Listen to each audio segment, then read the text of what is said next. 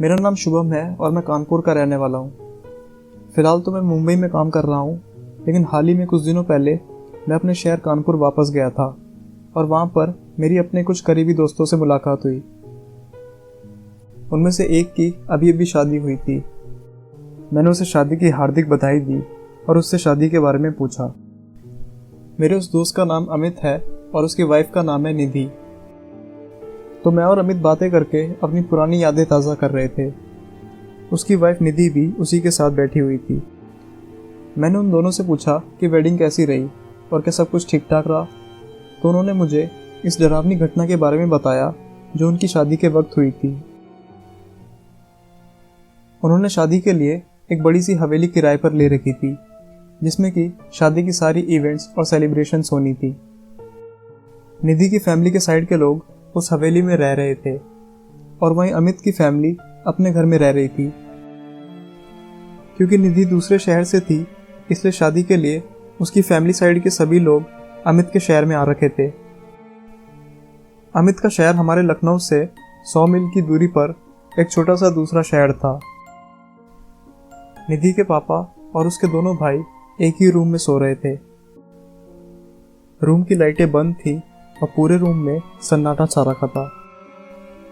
दरवाज़ा बंद तो था, लेकिन लॉक नहीं था, तो बाहर से कोई भी दरवाजे को धक्का देकर अंदर आ सकता था और उसी तरह अंदर से कोई भी दरवाजे को खींचकर बाहर जा सकता था। तो अचानक रात के 12 बजे निधि के पापा ने जोर से चीखना शुरू कर दिया। निधि ने बताया कि वो इतनी तेज चिल्ला रहे थे कि हवेली के बाहर गेट पर जो सिक्योरिटी गार्ड खड़ा था उसे उनकी चीखें साफ सुनाई दे रही थी और वो तुरंत मदद करने के लिए हवेली के उस कमरे की तरफ भागा। निधि के दोनों भाई भी हड़बड़ाकर अपनी नींद से जाग गए और उन्हें भी समझ में नहीं आ रहा था कि क्या हो रहा है। निधि के पापा पूरी तरीके से जागे हुए थे और ऐसा लग रहा था कि वो किसी से लड़ रहे हैं।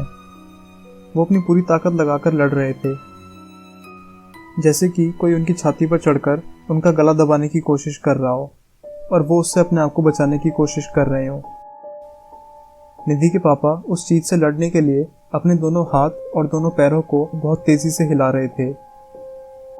वो भूत या वो जो भी चीज थी, उससे लड़ते वक्त निधि के पापा उसको अपने आमने सामने देख सकते थे, लेकिन निधि के दोनों भाइयों को कुछ भी दिखाई नहीं दे रहा था। रूम की लाइटें स्विच ऑन करने पर भी ऑन नहीं हो रही थी और दरवाज़ा भी नहीं खुल रहा था।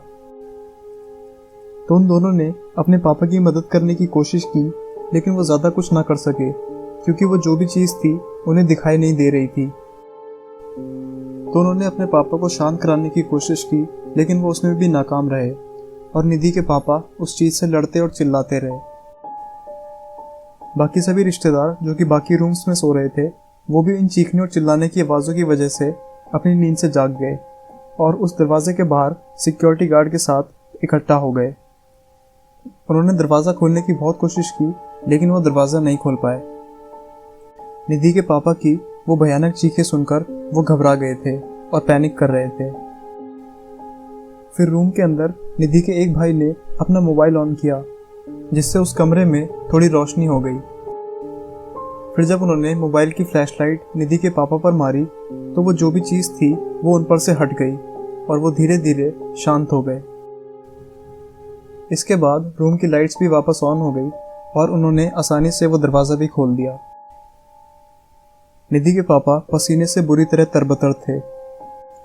उन्होंने उनसे पूछने की कोशिश भी की कि क्या चल रहा था, लेकिन वो बिल्कुल चुप थे और कुछ भी बोल नहीं पा रहे थे। वो सिक्योरिटी गार्ड बहुत ही हैरान और गुस्से में दिखाई दे रहा था। उस सिक्योरिटी गार्ड ने उनसे पूछा कि वो तीनों उस रूम में क्यों सो रहे थे। तो निधि के भाई ने बताया कि इस रूम की चाबी रिसेप्शनिस्ट ने उन्हें दी थी। ये सुनकर उस सिक्योरिटी गार्ड को थोड़ी और हैरानी हुई और वो गुस्से में बोला कि इतनी बड़ी गलती कैसे हो सकती है। इस हवेली के बारे में पूरा शहर जानता है कि ये विशेष कमरा हमेशा बंद रहता है और कोई भी इसका इस्तेमाल नहीं कर सकता है। इस रिसेप्शनिस्ट ने इतनी बड़ी गलती कैसे की। ये सुनकर सभी हैरान हो गए। उन्होंने उस गार्ड से पूछा कि ऐसा क्यों है। तो उस गार्ड ने बताया कि उस कमरे में एक सुसाइड हुआ था।